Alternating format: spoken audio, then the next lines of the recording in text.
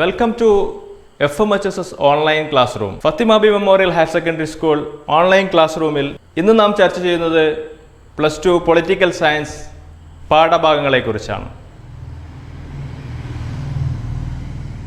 My dear students, I already distributed 5 episodes related to the +2 political science. 5 episodes completed with 3 chapters. I think all of you knows the chapters and important points too. The first chapter is known as Challenges of Nation Building. Second one, Era of One Party Dominance. And third one, Politics of Planned Development. Why we discuss about 3 chapters in one single umbrella? Because of the first chapter is discussing about 3 important challenges India was faced immediate after independence. The first one is unite the nation. Second one is establishment of democracy and well-being of entire society. 3 important challenges detailing about 3 chapters. The first chapter detailing about the first important point because of unite the nation, and second chapter is related to discuss about establishment of democracy, and third one, well-being of entire society. That is what is we discuss about in single platform with 3 chapter, and might be we are going to conduct an exam unit test within few days. പ്രിയ വിദ്യാർത്ഥി സുഹൃത്തുക്കളെ, കഴിഞ്ഞ 5 എപ്പിസോഡുകളിലായി +2 political സയൻസിലെ 3 ചാപ്റ്റേഴ്സിനെ കുറിച്ചിട്ടുള്ള videos നിങ്ങൾക്ക് തരികയുണ്ടായി. 3 ചാപ്റ്റേഴ്സും ഒരുമിച്ച് നമ്മൾ ഇന്ന് ഈ എപ്പിസോഡിൽ ചർച്ച ചെയ്യാനുള്ള കാരണം, ഫസ്റ്റ് ചാപ്റ്റർ പേര് നിങ്ങൾക്കറിയാം, ചലഞ്ചസ് ഓഫ് നാഷണൽ ബിൽഡിംഗ്, രാഷ്ട്ര നിർമ്മാണത്തിലെ വെല്ലുവിളികൾ, ഏകകക്ഷി മേധാവിത്വം, ആസൂത്രിത വികസനത്തിലെ രാഷ്ട്രീയം. ആദ്യ ചാപ്റ്ററിൽ ചർച്ച ചെയ്ത സ്വാതന്ത്ര്യാനന്തര ഇന്ത്യ നേരിട്ട ഏറ്റവും പ്രധാനപ്പെട്ട വെല്ലുവിളികളിൽ ഈ 3 കാര്യങ്ങളും ഉണ്ടായിരുന്നു. ഇത്തരത്തിലുള്ള 3 വെല്ലുവിളികളെ ഇന്ത്യ തരണം ചെയ്ത രീതികൾ 3 പാഠഭാഗങ്ങളിലായിട്ടാണ് നാം പഠിക്കുന്നത്. എന്നുള്ളത് കൊണ്ട് തന്നെ ഒന്നാമത്തെ ചാപ്റ്റർ ആദ്യത്തെ ചലഞ്ചസ് ആയിട്ടുള്ള യുണൈറ്റ് ദ നേഷൻ, രാഷ്ട്ര നിർമ്മാണം, ഇന്ത്യ നേരിട്ട ഏറ്റവും പ്രധാനപ്പെട്ട ഒരു വെല്ലുവിളി തന്നെയായിരുന്നു. ബ്രിട്ടീഷുകാർ ഇന്ത്യയിൽ നിന്ന് വിട്ടുപോകുമ്പോൾ ഇന്ത്യ വിഭജിച്ചുകൊണ്ടാണ് പോയത്. ആ വിഭജനം ഒരു തിയറിയുടെ അടിസ്ഥാനത്തിലായിരുന്നു. ഏത് തിയറി ആയിരുന്നു അത്? 2 നേഷൻ തിയറി. 2 നേഷൻ തിയറി പ്രകാരം ഇന്ത്യ ഡിവൈഡ് ചെയ്യപ്പെട്ടു. There are Pakistan as well as in India. The same time there are agreement for princely states. India നേരിട്ട മറ്റൊരു പ്രയാസമായിരുന്നു പ്രിൻസിലി സ്റ്റേറ്റ്, നാട്ടുരാജ്യങ്ങൾ. 565ഓളം വരുന്ന നാട്ടുരാജ്യങ്ങൾ. ഈ നാട്ടുരാജ്യങ്ങളെ സ്വതന്ത്ര ഇന്ത്യയിൽ നാട്ടുരാജ്യങ്ങളെ ഇന്ത്യൻ യൂണിയനിലേക്ക് കൂട്ടിച്ചേർക്കുക എന്നുള്ളത് ഒരു ഭഗീരഥ പ്രയത്നം തന്നെയായിരുന്നു.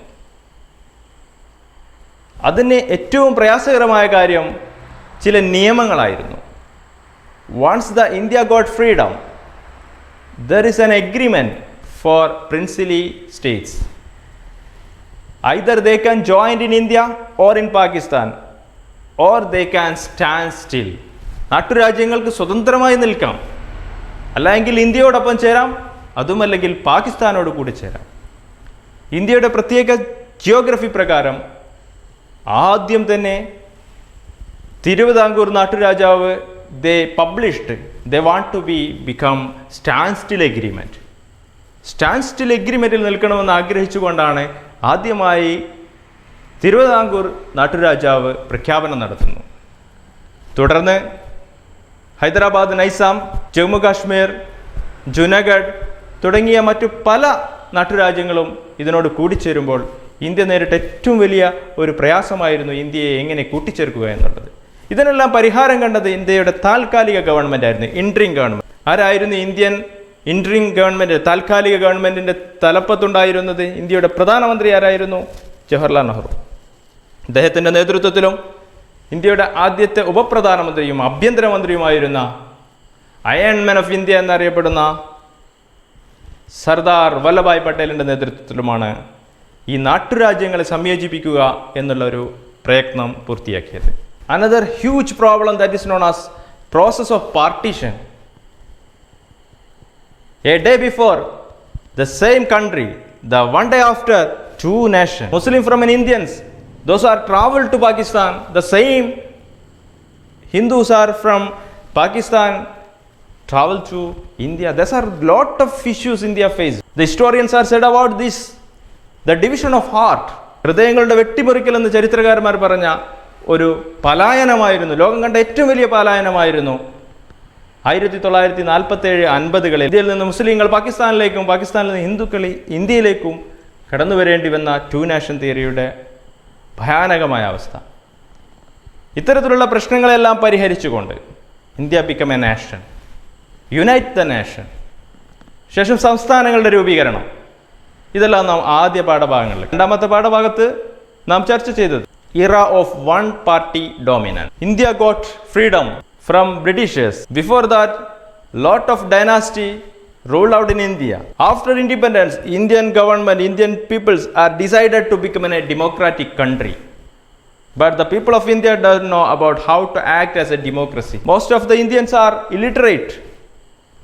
So, Indian government, the interim government headed by the Nehru, they started with a democratic process. The Constitution of India started with a election commission headed by Dr. Sukumar Sen. Then the 1951, India started the general election. So India started with the democratic process. Even though we can say about India democratic process, the one party dominant. The first 3 general election, Indian National Congress got great victory because of the many reasons. All these we studied from the second chapter. Leads to the third chapter, that is politics of planned development.